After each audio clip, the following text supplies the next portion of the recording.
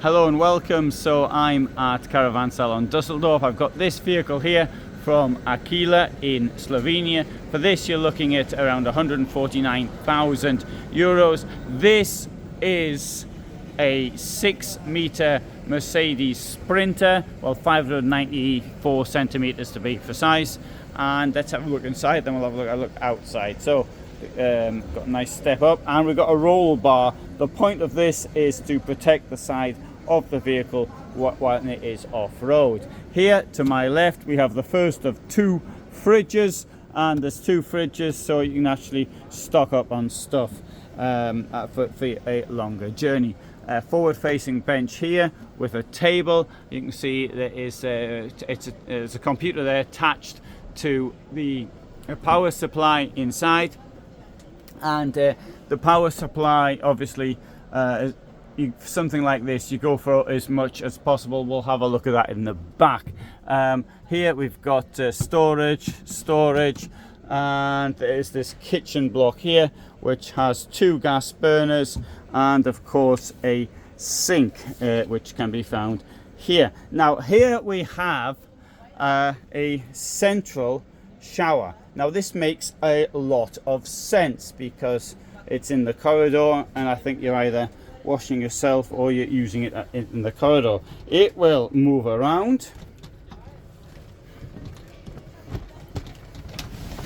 like this, and you come on here, there's the toilet. So that's a Klesana, and you probably know what I think of Klesana toilets. And here we have a sink. Now if you want to be a bit more posh, you can put a proper toilet in instead. Everything is built to order with this type of thing anyway. It's not as what you see is what you get. But I would like to point this out, that in the shower now there's really quite a lot of space to move around in, and it's only a 6 meters. And bear in mind, this is a Mercedes Sprinter, which is particularly difficult to build with. In the roof we've got a max fan, and let's come to the back, which is where the clever bit is. So the here we have got the bed here in 2 parts to make it easier to actually go up. We've got a second fridge here, and the point of that is, oh look at that, you take your spare beer with you. Under here, so you've got these rails where you can actually use them for attaching equipment if you want. In here, storage, and in the next one we'll find more storage. Down here there's the electrics.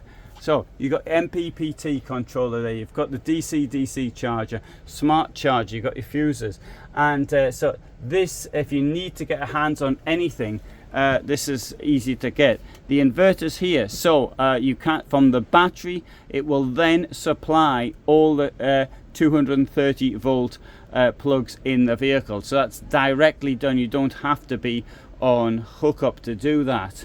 And now the extent of the amount of battery supply that you've got depends. It's up to whatever you want, but you can get up to around 600 ampere hours in here, and it's gas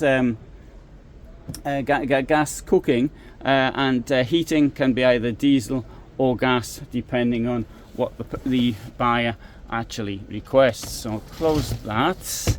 I'll have a look in here, and that's your Phoenix inverter compact there. And on the other side we've got our water filter, which is, I think, a pretty good idea to have one of these in it. To the rear there's a fire extinguisher in the door here, and there are bags on the door, so making use of the space which is created between the door and the furniture.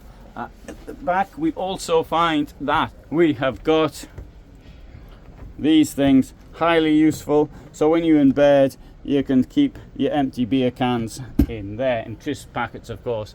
We've got the beds have been put up for the moment. They will of course come down, but I've put them up there. I've seen plenty of videos with beds in, and so in this case I think more important is to see the pass-through the vehicle itself.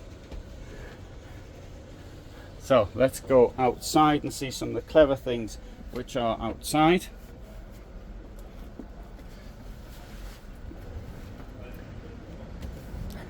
There, I like these things, very useful. USBs, 230 volts, and on the other side as well. Now, on the roof, you've got this kit on the roof like that. To get on the roof, if you want to get on the roof, you can get up there on the ladder. And on the roof, you've got solar. And once more, this is as per requirements. And you can raise the solar panels up like that, which will increase their efficiency. There was something else I wanted to show, now I've forgotten what it was on the way here. Whatever, it doesn't matter. Window at this side, and there is your Truma boiler for your hot water. There's a snorkel.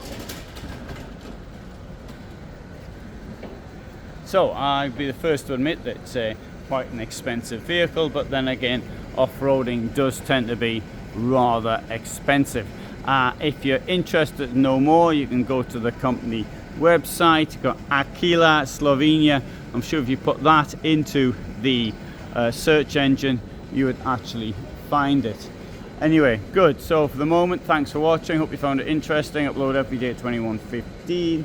And at 1800 hours, I put up a shorter video, and on 21:15 it's a longer one like this one. I've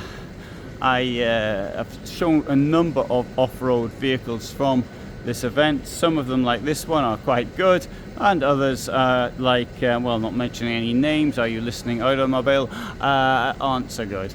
And it's or the worst I've seen actually is the from Bürstner. It's called a Habitant or something like that. Absolutely absurd layout inside, which would never work in an off-road environment. I think the whole point of off-road is to go off-road in more difficult circumstances.